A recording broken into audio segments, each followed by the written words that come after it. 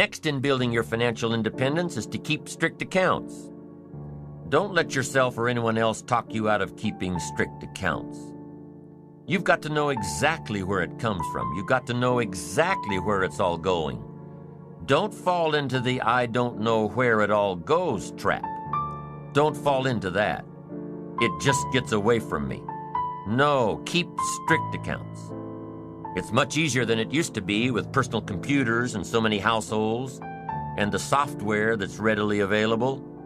It's as easy as entering your deposits and checks and receipts, and the computer will tell you exactly where you stand. And it does more than that. If you're really wondering where it all goes, the computer will tell you that too. Most of the programs let you categorize your expenditures. Print it out, and you'll know exactly by category where it all goes. And when it's right there in front of you, you'll be able to evaluate what you're buying and what you're wasting. Take that wasting part and add it to one of your capital funds. It'll get you there that much faster. And here's another part of building your financial independence. It's a matter of attitude. First is philosophy about money. Second is attitude about money. Here's the best attitude. All of us must pay for democracy and freedom and free enterprise and a marketplace and a country second to none with gifts brought here from all over the world. I finally became a happy taxpayer once I was educated. You say, well, they misuse it. What do you care? That's not going to make any difference in your future, is it? That's not going to greatly reduce your chances to become rich and powerful. It shouldn't make any difference at all whether they misuse it or not. Sure, we need to vote well so the country is run as well as possible, and there's as level a playing field as possible, but what if there isn't? I'm telling you, you can't base your life on that. Vote well and then chart your own course. Vote well and take charge of your own life. We've all got to pay. And after you pay your taxes, pay yourself first. Take care of the stuff off the top first, and learn to live off the rest. Make your investments, whatever size they are, before you pay your bills. Give to charity before you buy the extra things you want. A man I know has an MBA from Harvard and an engineering degree from MIT. Smart guy. Semi-retired now, and doing what he likes best, teaching. He teaches college courses in economics and business planning. But when he teaches economics, he also teaches personal economics. This is what he starts his classes with. Decide how you want to live now versus how long you want to work. Decide how you want to live now versus how long you want to work. This means if you want to spend everything you make now, you'll have to work longer and harder. If you spend everything you make now, you'll have no choice but to work longer and harder. But if you start investing in your financial future now, you'll have the choice between retiring early or traveling more or continuing your career or starting a new career later in life. Once again, it all comes down to choices. Think tomorrow today and live better tomorrow. Here's the next thing to think of when you're planning your economic future. Be careful with your credit cards. Selling money is big business. You probably get invitations in the mail to sign up for a new credit card a couple of times a month. Having some credit cards is important, especially if you travel. It's safer than cash. It's easier to track than cash. But be careful. I know that's hard. When you buy something with a little piece of plastic, you don't feel the effect until you get the bill. So make sure that whatever you buy, you're still happy with your purchase after you get the bill. And be careful with credit.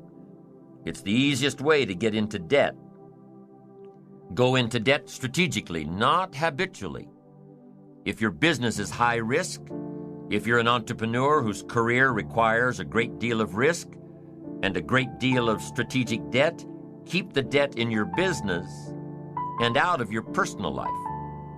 I know this one's hard too, because for most entrepreneurs looking for capital, the lender requires you guarantee the debt personally. So plan your debt just as you plan your fortune. Here's another point to remember in becoming financially independent. It's hard to get rich fast. It's easy to get rich slowly. It doesn't happen overnight. With conservative investments, it takes a while. It takes discipline to keep adding value to your future. A little every month, a little every month, a little every month. It takes time to build your fortune, your financial independence. There's a saying about investing, time, not timing. The saying says time, it takes time. Now, if playing the stock market is what you do, then you know that timing is a whole other ball game. But for the average person, it's time.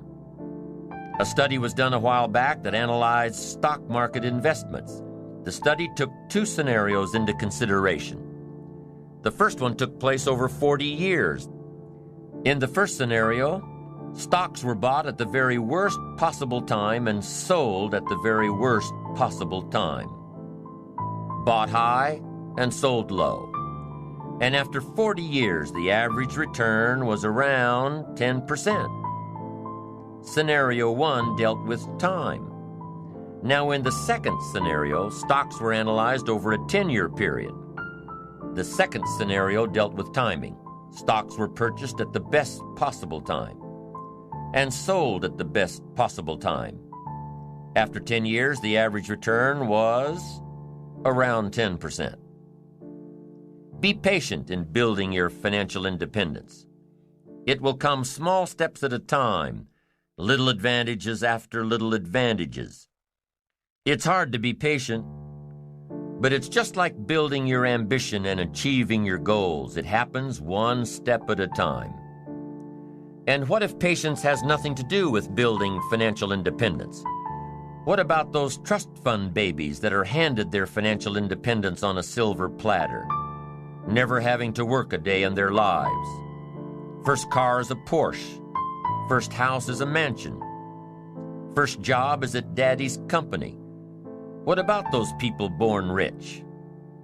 Some guy says, "It isn't fair that I'm working like crazy all day, all week, all month, all my life. It just isn't fair. I'll never have that kind of money." Well, some things aren't fair.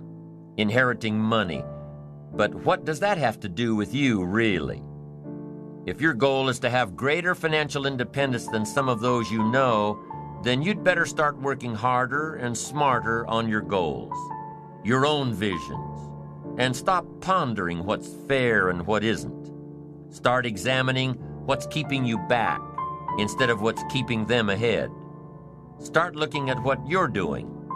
Start looking at you instead of it.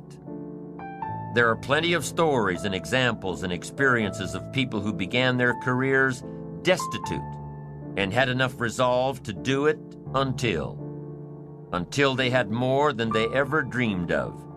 Study the experiences of others who built their way to the top instead of those who were born there. And what if you decided you had to be rich? What if you really followed the power of your ambition and your life started turning around?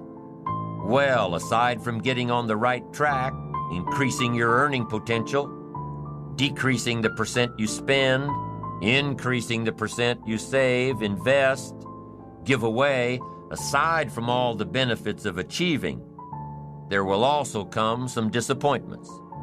Disappointments in the circle of friends you started with.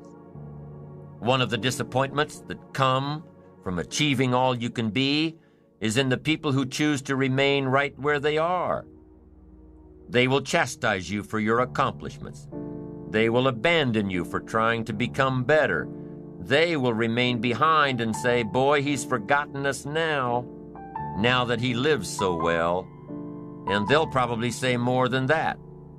They'll probably gather in their little group and say all sorts of things to justify their own mediocrity. But remember, those who choose to stay behind have chosen their own path. an average path, a path of mediocrity. And those who have climbed above the crowd almost always wish they could return to their earlier friends, to embrace them in friendship and love, and try to help them get out of their ruts, to share ideas of hope and inspiration. But it rarely happens. Jealousy builds a big wall, one that is almost impossible to break down. So as you change, your life will change, your friends will change, your circle of influence will change. And that's part of achievement and ambition and success, an ever-changing process required to become the person worthy of reaching your goals.